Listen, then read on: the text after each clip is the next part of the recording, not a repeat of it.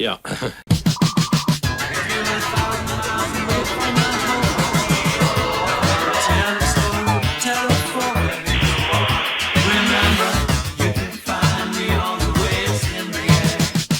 Hey, hello, and welcome to the Swedish Connection. And just beside me and joining me, as usual, on the Swedish Connection is the rock and roll magnet from Sweden, Mikael.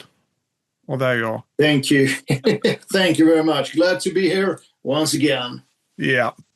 And of course, we got an exciting topic for you all that we're going to tackle today. And we're going to round off this episode also by setting a date for our music project, the Swedish Connection, the CD single. Yeah. So hang on for that one. But the topic for this Swedish Connection is Swedish artists with albums or singles, whatever, but Swedish artists that never made it outside of the country border of Sweden. But we think that the music that we're going to showcase here tonight or today, whenever you're watching this, is something that could hit internationally, actually. And it's 3 records each that we choose for this one. That's right. I do. It was a while ago since we decided this, but it's 3 records that you could. Absolutely. Yeah. And as usual, we don't know what the other ones have chosen, so it will be a surprise for both of us, just as with you guys. I have been listening to quite a lot of music from other countries sung in their own language. So I listened to quite a lot of French artists today, and I did that even back, I think, in the beginning of 90s when I started to discover some more French artists. And then I have some Spanish language records as well. But even if I don't know what they're singing about, I can at least appreciate the production itself, the melodies, the harmonies and all that. Yeah, I think you have to see the Swedish vocals as an instrument. Yeah. And actually, I love Bob Dylan, but not many artists are Bob Dylan and has his ability to write interesting, intelligent lyrics. Most of the rock and roll songs or pop songs are actually word salads. Yeah. If we take a song like a song that we both have heard numerous of times, Van Halen, Jump. I believe there are 2 or 3 courses or segments. What is the song about? Can you tell me, Tobias? What are they singing about? I was trying to think back on what he sings, but You Better Jump. That's what comes to my mind, yeah. Yeah, so most of the songs, we have heard them. We understand English, of course, but well, I don't know what are they talking about. I don't know. Just can't get enough with Depeche. What's that about? You can't get enough. Very trivial lyric, yeah. Yeah. So sometimes we make maybe too much a deal of the lyrics, and we there are not many lyrics except for Dylan. I can say, oh, that was seriously great. It could be good, but I don't remember it. No. So you have to listen to these Swedish albums or songs and just go with the flow, listen to the music, and feel the rhythm of the vocals. Yeah, absolutely spot on. It is the groove. So without any further ado, should you kick things off this time around? Yeah. Your first record that could be an international hit from Sweden. And this is an artist called Stefan Sundström. He has released a lot of albums. He sings in Swedish, and he was in his youth labeled as Forsta's Mick Jagger. He has the heart in the right place. This is his album from 2021. It's called Östan Västan om stress och press. A very diverse album. There are rock, pop, Swedish folk music, a bit of jazz. And he has a very interesting voice, even if the lyrics, I think, are very interesting and very good. But you don't have to understand the lyrics. You can just feel his what he's trying to accomplish with the songs. And amazing musicians are playing on this album. So I could highly recommend it. And it would be cool to see what does an English person think about this one. Yeah, that would be interesting.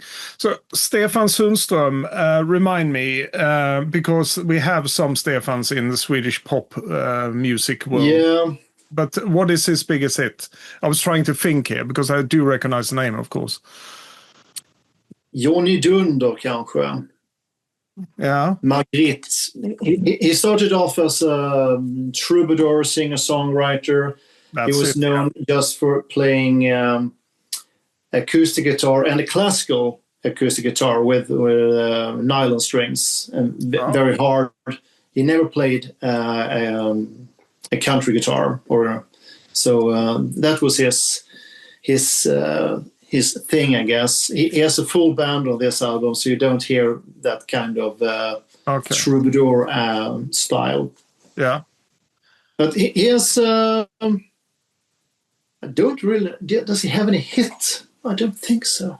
No, but I do recognize. I think you said Margrit, or it just rings a bell. So if I hear it, I probably recognize it. But it's a well-known name in Sweden, at least. Små fåglar sjunger överallt. En regnmorgon blöt och kall. En vårregnsnatt i skön och maj. Då kommer jag nog hem till dig. Jag vill vara hästen i ditt stall. Now, what have you in the bag? I'll start. We'll go backwards today, because this first one is from 1990, and he only released one album, and it's a very soulful, a very poppy, groovy album from Jean-Paul Wall. Well, I know it's spelled Wall, so you could call him Jean-Paul Wall. But I remember hearing in interviews and, from radio when they presenting him, it was Jean-Paul Wall. I remember that cover, but I can't remember hearing it. No, but I do think when you hear, especially the first track on this one, which is called Tid för mig, you will instantly recognize it. It was very much played on Swedish radio at the time, and wherever you went, really. I think it was summer of 1990 this one came out. Well, at least I have a lot of memories from the summer of 1999 from this one. So it's not a remarkable album, but he has a very international flavor to it.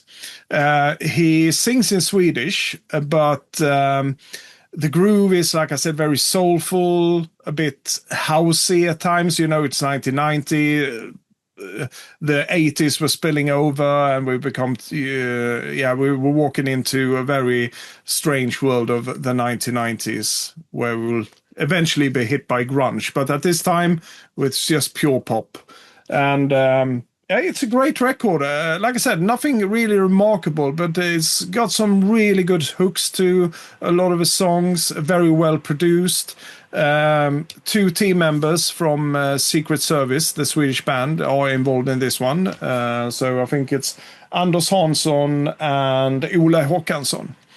Yeah. But why was just one album? What happened to him? Yeah, so I didn't know much about what happened to him afterwards. I actually read up on that in the past week here.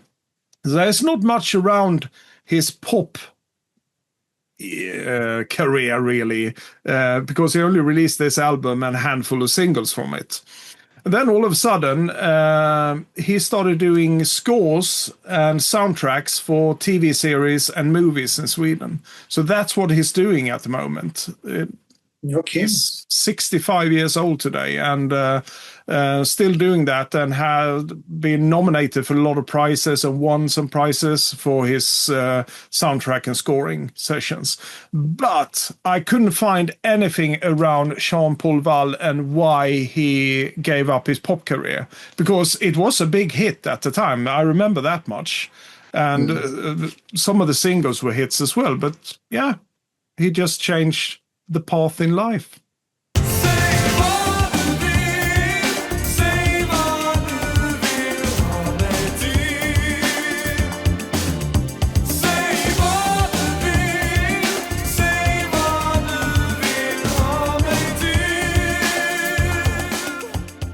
Swedish is, of course, our native language, but our dialect is from Skåne. We are from the southern part of Sweden, and Skånska, our dialect, is very much beloved in Sweden. Everyone just loves Skåningar.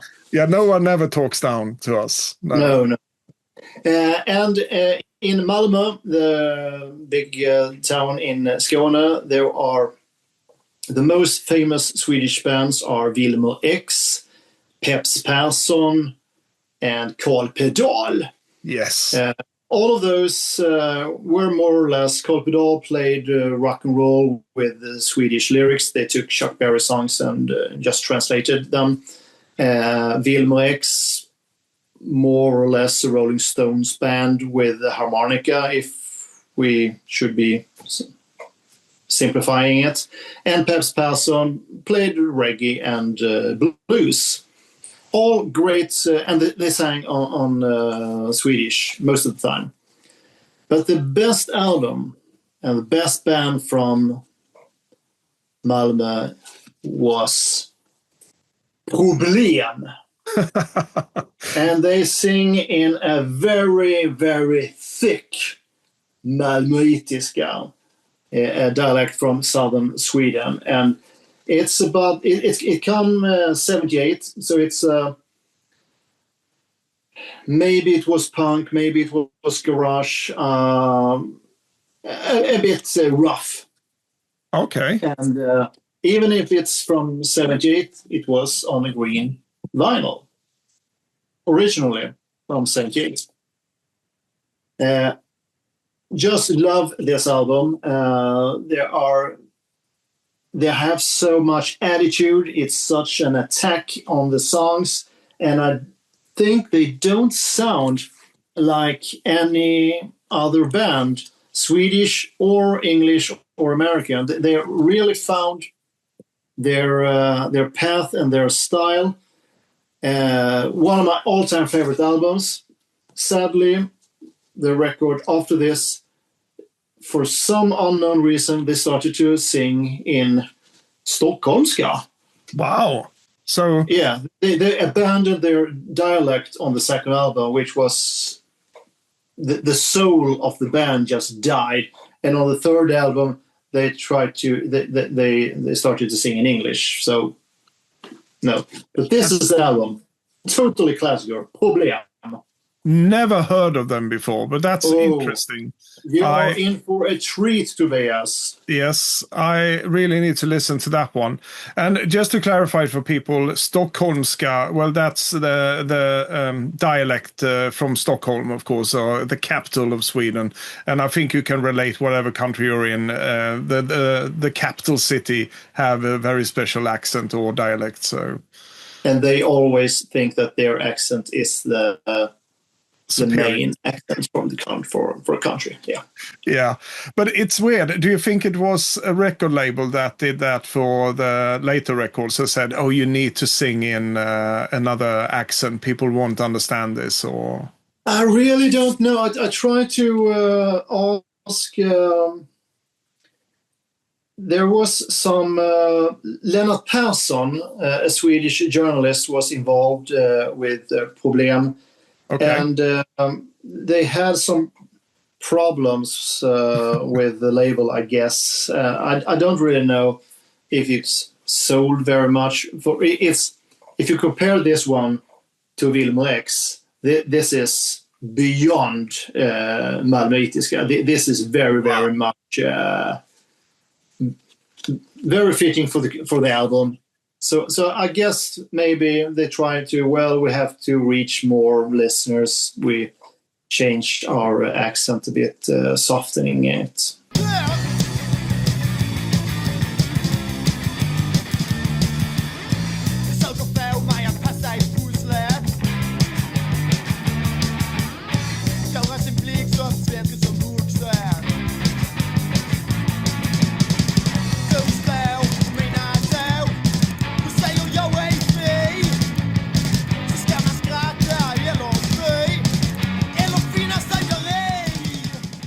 Really need to look into that one. Do you know if it's on streaming?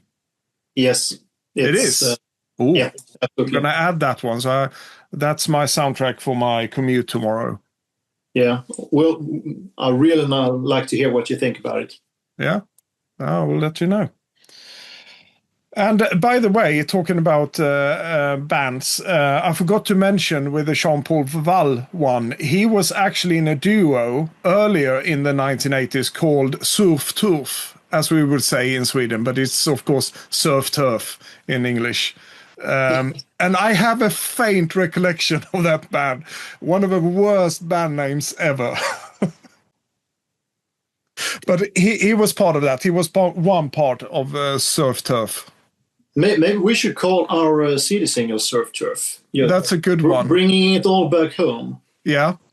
And we can have a picture with you and I at the crayfish party or something like that with a silly hat. So, yeah. And with a piece of steak beside it, something like that. Surf Turf. Surf Turf. it grows on you. I really like it. Yeah, why not? Okay.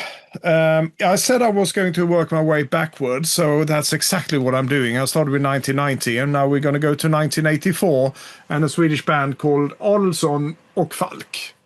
Över tid och rum, over time and space, basically.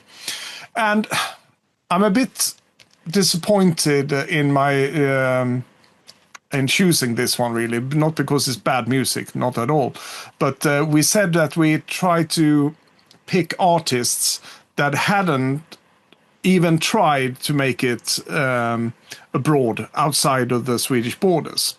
And then it just dawned on me today when I was listening back to this one again, that I was like, well, wait, didn't Adolfsson och Falk do an English version of their first album? Not this one, because this is the second one. And they did, but I couldn't find any information about why they did that. It didn't chart anywhere outside Sweden.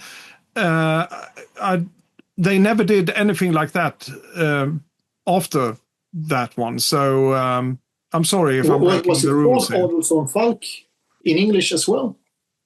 What's that? What's the title? Where they called themselves Adolfsson Falk, even if it's impossible to pronounce for English or American. They only translated the title of the first album. That's it. And it would be really interesting to know why they recorded just that one. Was it to try to make it abroad and then it failed? No one wanted it? I don't know. I may be wrong here, but wasn't they friends with Fitzpatrick? Greg Fitzpatrick. Yeah, and he's an American, I guess, or an Englishman. So maybe he had some connections. And let me just say, I don't think the lyrics on that one works as well in English. No. But that's not the album we're going to talk about. I just want to say I apologize to you, Mikael, because I'm breaking the rules a bit here, I think. But hey, rules are made to be broken. That's right. And we do that all the time here in Swedish Connection. Adolfsson och Falk, Över tid och rum, Over time and space, second album. And if you squint your eyes or look at this at the distance, you can see what it is. Oh, nice. A rose. Yeah, and it's actually illustrated down here as well. Absolutely fantastic album. Synth pop. Of its highest order, and like you said, Greg Fitzpatrick, is the producer and the arranger of this album, because Olsson and Falk, two gentlemen from Sweden, were initially more an acoustic duo. They did a lot of things on their guitars and things like that. And then all of a sudden, Greg Fitzpatrick comes into their life, and he owned a music store, I think, in Stockholm. He was a big importer of synthesizers and drum machines, and he knew how to program them and operate them and all that. So he got in contact with them, or somehow they met up, and magic started to happen from the first album, and then spilling over into the second album, which is absolutely stunning synth pop, like I said. Very atmospheric stuff, and if you know you're Swedish and you want to sing along with the lyrics, it's all about the times we live in, and even the reflections on the universe. A lot of philosophical questions, and some answers are raised in this one as well. But the production itself, if you don't know Swedish at all, I assure you, you can appreciate this one. It's such a great arrangements, great hooks to it. Like I said, some really good atmospheric pieces as well. It's just a pleasure to just listen to it, just involve yourself. Tyngdlös, fri från jordens krav. Ingen livslögn kan hålla min oro kvar. Här svävar jag fritt som i en magisk seans i en högre sfär. Befriad från banden som håller oss kvar i vår lagbundna värld. Och jag förlänger mitt korta liv, för tiden är relativ. Jag känner mig yngre för varje sekund som jag svävar här. It's an excellent band, and I believe they are still active. Yeah. And they play a lot of guitars now again. They do, which is funny because they went back to their roots in a way. Yeah. Because in Sweden, we were so used to hearing all of these synth pop tracks that they released throughout the years. But then gradually, when they released more records, they became more acoustic, so to speak. And then all of a sudden, they made this comeback tour. It was years and years ago now. And they started doing all of these synth pop tracks, but just acoustically on their guitars. And they released 2 records with some recordings of these, and they're absolutely fantastic. Yeah. So it's a way to cleanse your palate as well when we got so used to them using synthesizers. So A very good band. They are. My next and the last album is actually, we talked about Bob Dylan before, and I think every country has one or two person that was named the Swedish Bob Dylan, or the Danish Bob Dylan, or the French Bob Dylan. And I'm going to give you the Swedish Bob Dylan, an artist. The songs are amazing, the melodies are amazing, and the lyrics are just to die for. They are in the Dylan League. I'm not kidding you. They are excellent. But this artist never gets the credit for to be as good as he was. Okay. And we're talking about an album that came in 1977. Ola Magnell, Höstkänningar. Totally awesome album. And I think even if you don't understand a word of the magnificent lyrics, you feel the lyrics, the melodies, his enjoyment, the guitar playing, everything is top notch on this one.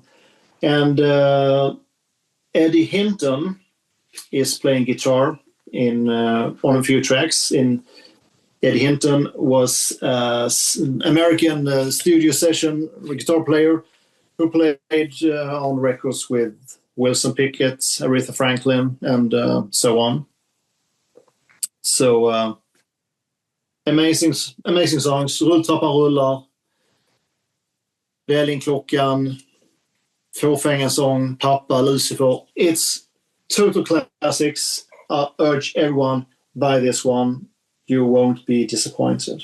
Stångar med loss, fångas upp i deras dolda stängsel. Detta krämarfängsel, där hjärnan går i bitar medan läpparna lös som en sol. Fort in i dimman min gamle lömske psykiater. Bland fjolliga frillor och aphanechatter och split. Är du en främling för dig själv och fjantar med i en förryckt teater? När de börjar med later, då är det dags att dra benet loser och lämna ditt fina Jössalaglin. Wasn't Ola Magnell part of the Swedish prog movement as well in the 70s? In a way, I think some of his songs. Yeah, when we say the Swedish prog, we have to... it's not the same prog as the rest of the world. It's not Genesis, it's not Gong. Swedish prog was actually some kind of do-it-yourself with political left-wing ideas. Everyone could play. It sounded like shit many times. And you have to have the lyrics on... anti-everything and the little people, etc. And Ola was not a part of that. And if you were on the wrong label, you were the devil. And I think he is on Metronome. Yeah. On this one. There are quite a few records with artists. They was not part of this, and the Swedish prog elite looked down on this because they wanted to sell records and they played good and they didn't have a political statement on every song. Yeah. But this album is very... It doesn't sound like it's from 1978. It could be recorded last year. That's impressive. So, well, he was a 70s artist in Sweden, but I would not put him in the Swedish prog group. It was just because I think some, or at least one of his songs might have been associated with that movement, but you're absolutely right. You had to be on the right label. If the production was too good, you were ousted. You were out. Yeah. It was a weird movement. Very, and it's, and those albums are very sought after today with this prog groups. They're insane amount of money they're asking for these records that sound awful, and it's typical. Oh, you have a drummer who can't keep time, and you have someone who plays the trumpet just because he's a friend of you. Okay, fun for you, but not for us. So not my cup of tea. But just a closing mark on prog, because I remember the first time I heard someone from outside of Sweden talk about prog music, and I was like, no, I don't like that at all. And no. And then when I discovered, like you said, it's actually Genesis, Rick Wakeman, or whatever. It's like very, very accomplished musicians. Yeah, because it's the total opposite of what we meant by prog music in Sweden. Yeah, really interesting. My last record, funnily enough, because yours were released 78, you said? Yeah. 77. This one came out in 1976. And I discovered this artist through a Swedish radio program that was transmitted a couple of years ago around Swedish music history. You know, they went through how good we are with pop music and all that. But they also went through some of the other artists that I didn't have a clue about at all. And one of them was Jon Holm. Yeah. Veckans affärer, the weekly business, basically, roughly translated. So Jon Holm, before this one that came out in 1976, he released two other records, and I heard some of the tracks from them, but it's more straight rock and roll, really, straight rock. Then this one came out, which kicks off in a very rocky way, but then all of a sudden we're flung into a very funky, disco-y track. And then we're back to something mellow, and then all of a sudden he says, well, let's go to the disco again. It's an absolutely fantastic roller coaster of a ride, this Jon Holm record. So I picked this one up last summer, actually, when I was back in Sweden. I thought I need to pick it up because I only heard 2 songs from it, but I love this album. So if you're into your more classic rock, there's something for you here. But if you're into something really funky, groundbreaking Swedish disco, this is also for you. But it sounds like it's a mismatch, really, but the whole album gels so well. The production is so good. And Jon Holm himself has a very distinctive voice, let's say. Yeah, I was just about to ask you that. I have heard the 2 first albums, and I was wondering, is the voice the same? Yeah, because it's very what should you call it? Nasal. Yeah, it's very nasal, very high pitched at times. So yeah, very unique. Yeah, I have never heard an artist sing like he. No, absolutely not. And that's what makes it so unique as well. His voice and the choice of arrangements and styles of music on this one. It was probably the first proper funk record in Sweden, I believe. I think they said so in that radio documentary as well that I heard, that it was such a groundbreaking record. Okay. And after this one, it took such a strain on his voice, and I think he had some back problems as well. So he took a bit of a break, and that break turns out to be 12 years before he released his next record in 1988. Yeah. And that was some great stuff as well, but... Yeah, he just disappeared. Yeah, he disappeared. Did he travel to America or something like that? He moved to America with his family, so they got a kid, and he worked as an hi-fi guy. So he was installing, high-end hi-fi systems for the Hollywood elite or something like that. So that's what he was doing. And then he returned to the music in 1988 again.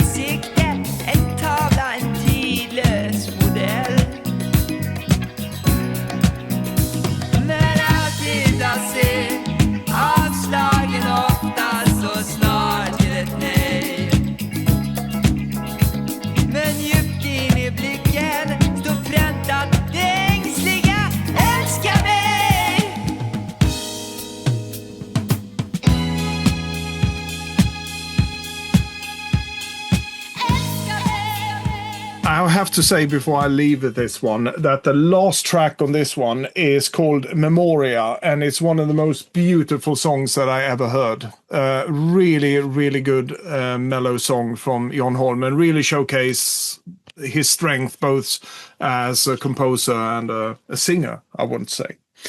And another thing, because he wanted the right groove on this one, right? And this is 1976. I think they started recording even in 1975 on this one.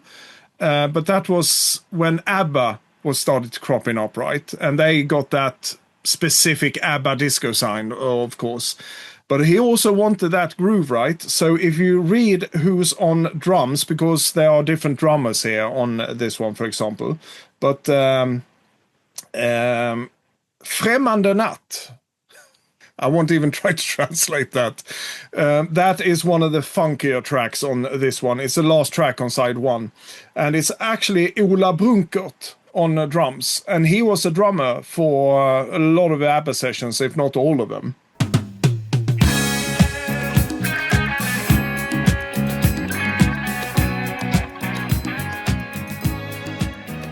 And also on bass, on another tune, we have Rutger Gunnarsson, which was also a bassist for ABBA as well. So there is some ABBA connections on this one.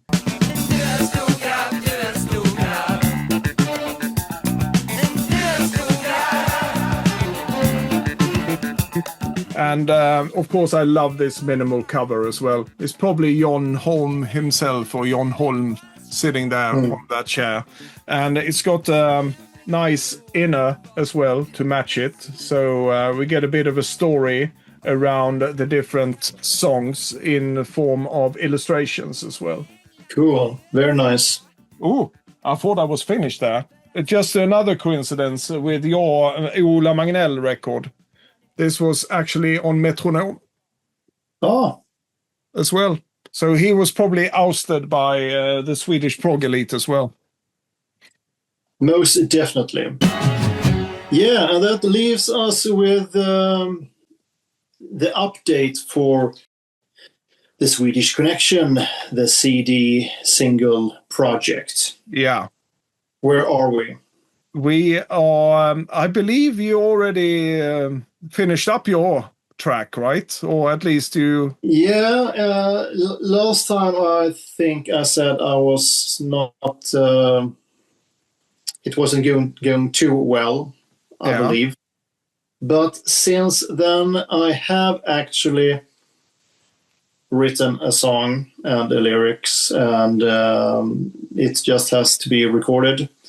So I'm almost finished. I'm going to record it a very lo-fi version, and then you have to mix it and produce it. You're the mastermind.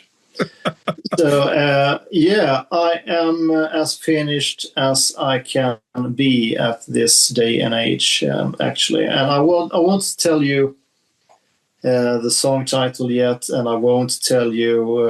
It's actually based on an old song by me.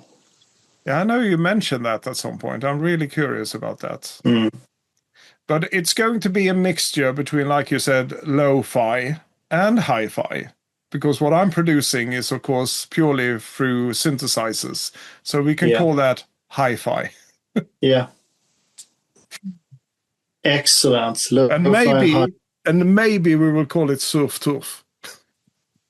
I really like the name Surf Turf. I think that's... I can see that on a T-shirt.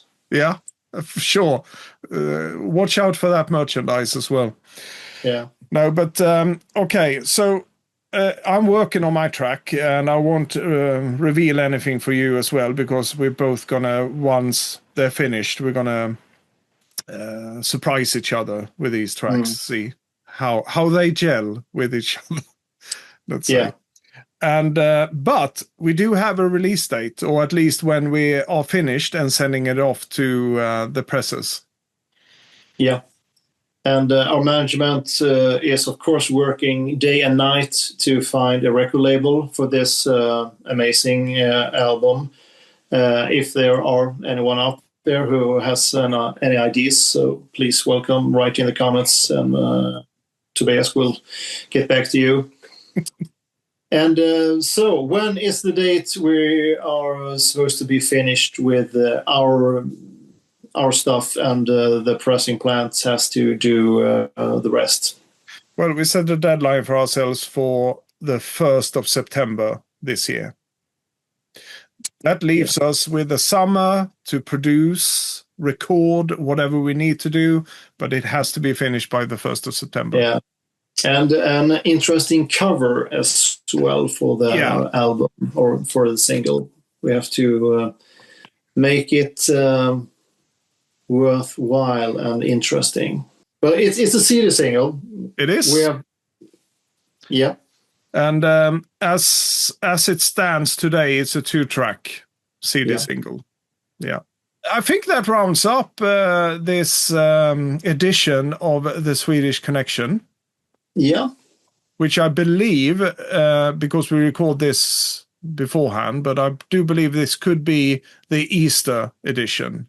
because we're close to Easter now, right?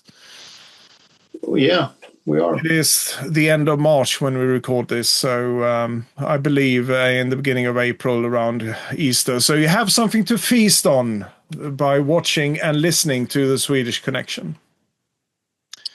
What a treat. What a treat. What a treat, yeah. It is really a treat. Anything else you want to say before we leave? Suf tuf. Suf tuf. That's a good ending on to it all. So thank you for watching yet another episode of the Swedish Connection. We'll be back soon again with more shenanigans. Who knows what we're going to talk about then? You just have to tune in. That's it. Until then, you'll take care of yourself, and a big heartfelt adieu from us.